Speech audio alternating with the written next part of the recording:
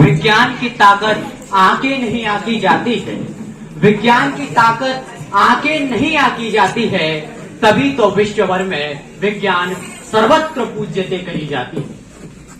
Allahabad university के centre of media studies से मैं छात्र ललित किशोर शर्मा आज के विषय विज्ञान सर्वज्ञ पूज्यते पर अपने विचार प्रस्तुत कर रहा हूँ।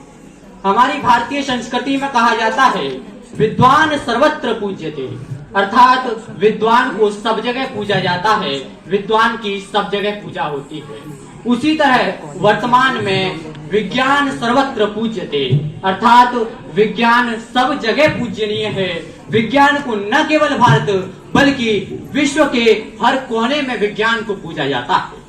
और विज्ञान के इतिहास की बात करूं तो विज्ञान का इतिहास बहुत बड़ा है। और भारतीय विज्ञान के इतिहास की बात करूं तो जैसा कि मेरे मित्रों ने बताया है भारतीय इतिहास को, उसे ही दोबारा दोहराना एक पृष्ठ प्रेषण होगा।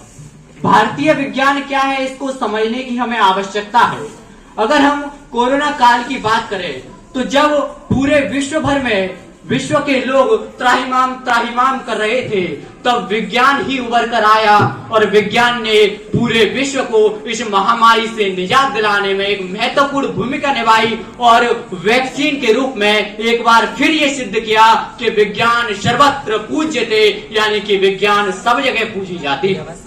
अगर मैं कोरोना काल में जिस प्रकार से भारतीय वैक्सीन आई, उनसे यह सिद्ध हो गया कि भारतीय विज्ञान का इतिहास बताने की आवश्यकता नहीं है, न ही ये बताने की आवश्यकता है कि भारतीय विज्ञान वर्तमान में क्या है।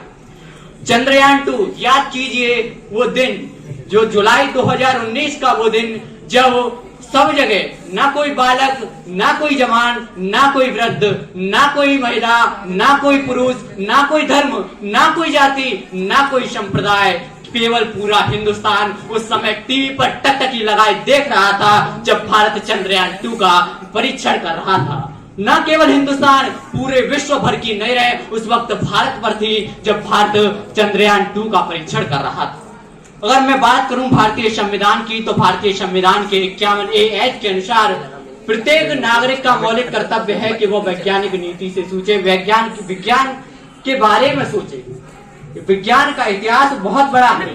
विज्ञान के बिना आज हम कोई भी अपने जीवन की कल्पना नहीं कर सकते हैं। कृषि से लेकर हर छोटे से कार्य तक विज्ञान है। विज्ञान ने आसमान में उड़ने तक का सफर किया है। आसमान में उड़ने